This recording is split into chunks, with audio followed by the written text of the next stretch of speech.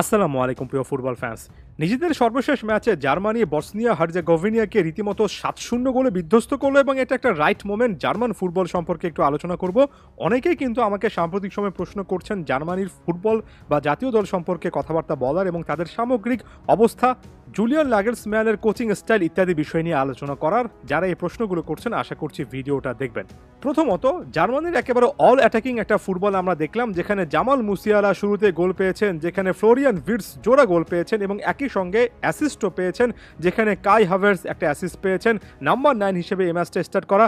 ক্লাইনডিস্টও পেয়েছেন জোড়া গোল এবং অন্যদিকে অ্যান্টোনিও রুডিগার, রবার্ট অ্যান্ড্রিচ এবং ইনজুরি সংখ্যা নিয়ে মাঠ ছাড়া জোশুয়া কিমিকেও শেষ পর্যন্ত অ্যাসিস্ট পেয়েছেন। অর্থাৎ এখানে ওভারঅল একটা দলই পারফর্ম করেছে এবং টিম পারফরমেন্সের মাধ্যমে জার্মানি রীতিমতো প্রতিপক্ষকে উড়িয়ে দিল। এখন জার্মানি দলটা সম্পর্কে আলোচনা করতে গেলে সাম্প্রতিক সময়ে আমি যে কথাটা বারবার করে বলছি, মাঝখানে জার্মান জাতীয় দলে যে একটা ব্যাড ফেজ আমরা দেখেছি, আমার কাছে মনে হয় এর পেছনে একটা বড় রকমের কারণ ইউথ একাডেমি থেকে প্লেয়ারদেরকে প্রমোট না করা।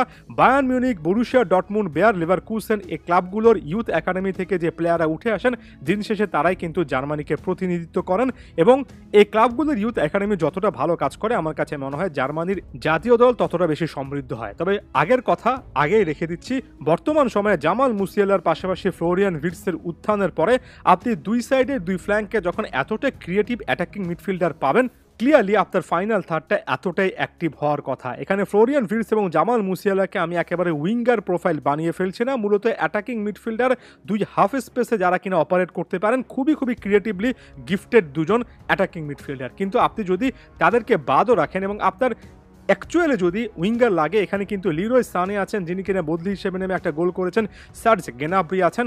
অর্থাৎ এখানে অন্তত ডুয়েল একটা শেপ আছে যেটা জুলিয়ান নাগেলসম্যান ইউজ করতে পারেন। 4-2-3-1 একেবারে গো টু একটা ফরমেশন যেটা জার্মান কোচরা বারবার ফলো করেন।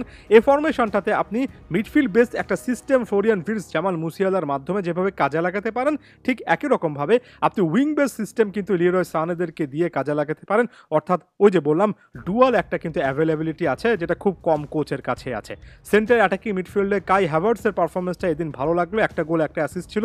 সেন্টার অ্যাটাকিং মিডফিল্ডে একেবারে রেগুলার একজনের পারফর্ম করা, কিছু কিছু ক্ষেত্রে সেটা জামাল মুসিয়ালা হয়। ফাইনাল থার্ডে পিওর একজন নাম্বার 9, গোল স্কোরিং একজন নাম্বার 9, যিনি কিনা লাগাতারভাবে সেটা করে যাবেন, যেটা এই ম্যাচে অন্তত ক্লাইনডিস্ট করতে পেরেছেন। এবং এখানে প্রপার একজন ফুটবলারকে সেট আপ করা, এটা একটা বড় রকমের চ্যালেঞ্জ থাকছে এই দলটার জন্য, না হলে ফাইনাল থার্ডকে যথেষ্ট অ্যাক্টিভ বলে মনে হবে।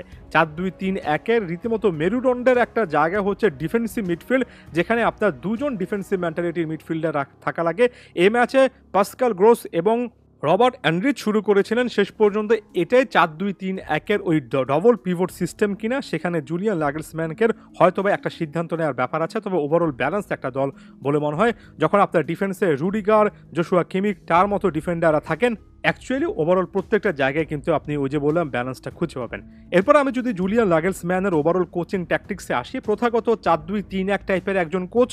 বাকি জার্মান কোচদের মতো অনেক বেশি করে হাই প্রেসিং ফুটবল খেলাতে পছন্দ করেন। বলটা পায়ে থেকে সরে গেলে খুবই দ্রুত এই প্লেয়াররা হাই প্রেস করে বলটা রিগেন করবেন, কিছু কিছু ক্ষেত্রে রীতিমতো গেগেন প্রেসিং করবেন, এমন টাইপের জিনিসপত্র দেখা যায়। তবে এর পাশাপাশি নাগেলসম্যান কিছুটা ওরা আলাদা আমার কাছে মনে হয়, কারণ পজিশন বেসড একটা সিস্টেমকেও তিনি প্রমোট করেন। বল পায়ে রেখে অনেক পাস, দ্রুত অনেক পাস খেলার ব্যাপারও তিনি কিন্তু আসলে নজর দেন। অর্থাৎ একই সঙ্গে এখানে উইদাউট দ্য বল অ্যাক্টিভিটির পাশাপাশি উইথ দ্য বল পায়েও কিছু না কিছু অ্যাক্টিভিটি আপনি পাবেন।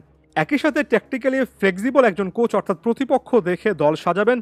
দলের ওভারঅল হাই ওয়ার্ক রেটের পাশাপাশি সাইকোলজিক্যাল ব্যাপারগুলোতে কিন্তু তিনি এমফাসাইজ করবেন। অর্থাৎ প্লেয়ারদের মনস্তাত্ত্বিক ব্যাপার, তারা আসলে রাইট স্টেট অফ মাইন্ডে আছেন কিনা সেটা নিয়ে নাগেলসম্যান কাজ করেন। এটা এই মুহূর্তে ইয়াং প্লেয়ারদের জন্য অনেক বেশি করে দরকার। জার্মানির এই ইয়াং প্লেয়ারদেরকে বোঝানো উচিত যে জার্মান এই জার্সির আসলে মূল্য কত, এবং সেটার জন্য নাগেলসম্যান এই মুহূর্তে আমার কাছে পারফেক্ট একটা প্রোফাইল বলে মনে হচ্ছে। তার চেয়ে বড় কথা, জার্মানি একটা প্রজেক্ট নিয়ে কিন্তু শুরু করেছে 2026 বিশ্বকাপে, যেটার একটা সুফল জার্মানি পেতেই পারে। গত বছরগুলোর তুলনায় 2018-22 বিশ্বকাপগুলোর তুলনায় সামনের বিশ্বকাপে জার্মানির অ্যাপ্রোচটা আরও অনেক বেশি করে ক্লিয়ার, আরও অনেক ইনডেপথ থেকে আসবে, এই জিনিসটা আশা করছি।